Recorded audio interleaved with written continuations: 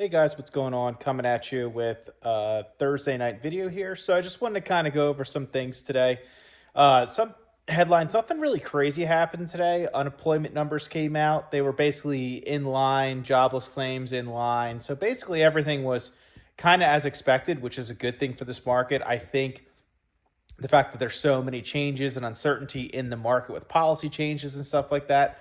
I feel like when analysts get it basically dead on or spot on, it adds a little bit of calmness to the market. Like, okay, maybe people know what's going on and they just feel a little better. So that's good. Overall thoughts on the numbers, uh, neutral, not great, not bad. I mean, it's good that they came in at expectation basically. So that's kind of my thoughts on that. Other than that, I mean, the pre-market was super green this morning until Trump sent that post out on Truth Social about uh, what the heck was he talking about? Oh, about pressuring the Federal Reserve to cut rates, and they're dropping the ball and doing this. Really, I've been saying this in my videos. That's really his end goal. He's using tariffs to force the Fed's hand to drop rates, and he's basically setting the foundation, saying that he's not happy, and if something bad in the economy happens, he's going to push it on the old administration. And he's also going to push it on the Fed for not doing what they should be doing and dropping the ball. So he's kind of setting the context up, but in reality, I mean, that's what he wants. He wants low rates because he knows it's so important for medium and small sized businesses. Whatever, agree, disagree, doesn't matter. This is a market channel, but he isn't wrong. I mean, small companies don't have a lot of cash usually on hand, so they need cheap lending to grow and innovate and to compete with the larger guys. So I understand what he's doing. I don't know if it's the right way to do it, but it is what it is, and that's the direction we're going. We got to deal with it and adapt with time. So that's kind of my thoughts on that whole thing. But anyways, that sent the market down a little red this morning. Then it went green, then it went red, then it went green, then red. So it's kind of neutral all over the place, not really sure where to go. So this early afternoon, I bought some ELF at $62. That's about a little under my cost base. That position's 40% built out at this point to where I would consider it fully built. So I did do some buying there. And then in the afternoon, Amazon came off its highs of the day. It fell down, maybe 2-3% into the low 190s. I did buy more of that. That's one of my core positions. That one's already fully built.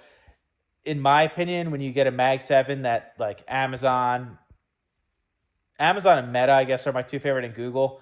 Those three are my favorite right now. But when you get a 20% correction in any of those Mag 7 stocks that you like for the long term, it's always a buy the dip opportunity, in my opinion. They have so much cash. They have so much growth. They have so much innovation. They have, fortress balance sheet, basically. So whenever you get a 20% pullback, especially when the forward PEs are in the low 20s, or, well, I guess Amazon might be mid to high 20s, but historically they trade 40, 35 forward. So you're getting a really good deal, and there's a lot of tailwinds ahead of it. If, tariff stuff pauses or stimulus comes out, rates drop, consumers feel better. Really, every way you look at it, it's going headwinds against Amazon right now. And all we just need is little things to start cracking. And then we'll, that stock will get real excited again. Like the market's in a really bad sentiment right now. So good time to buy always. So I had to buy that. One of my stocks reported after the bell today, Nike. They are below 5-year lows, which is absolutely crazy. Like we're talking like COVID times at this point. So with that said, I looked at the numbers. They beat EPS. They beat revenue. So the algo sent it up. The second numbers came out, it jumped, and then it fell down like 3-4% when the earnings call hit with forward guidance. They don't report forward guidance when the numbers come out. They kind of do it in the call. So numbers are the forward guidance is what's freaking people out. They're lowering revenue, they're lowering margin. They're saying tariffs are a headwind, which go figure. Most of the stuff's made in China, so makes sense. Consumers down, consumers out of money. People feel like crap right now. People might be getting laid off. So it makes perfect sense. I mean, in my opinion, Nike's just getting hit from all sides. It's an amazing company. It's the best clothing apparel company as far as like athletic wear in the world, in my opinion, and it will stay that way for decades. So you're really getting a really good opportunity, pays a dividend. I do think by the end of the year, it wouldn't shock me if it was back above, I don't know, $90, $100 a share. And then maybe by the end of 26, you'll probably be around 125, 130. So your ROI there annually at this point is definitely going to outperform the S&P 500 in my opinion. So that's kind of my thoughts on Nike. So I will most likely be buying that tomorrow. If I do buy it, I will make a video and let you guys know. That's not a core position of mine, but I've been a Nike shareholder, which actually sucks because it's down, in 5 years. But I've owned that since 2020. I bought a little bit. I kept chipping at it. I mean, I've been buying very aggressively when it was under like 90 a share. I started really buying aggressive. So yeah, so it is what it is, and that stock will bounce back. I'm a long-term investor, so it's something I'm not concerned about, and I'd love to drive that cost down to really build that position out to make it a little bigger. So I'm totally cool with that. I have 25% of the cash on the sideline in my portfolio right now. So I cashed up in December and January and early February.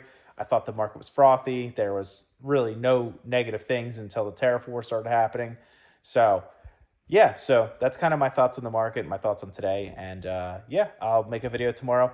I am at 940 some subs right now. So if you're a new subscriber, I really appreciate it. If you are not, like this content, make sure you hit the like button, subscribe button. I'm trying to get to 1,000 subs this year. So if you can help me do that, that is much appreciated. The subscribe button, the subscribe button's in the bottom right corner. So if you want to hit that, that's much appreciated. Till tomorrow, peace.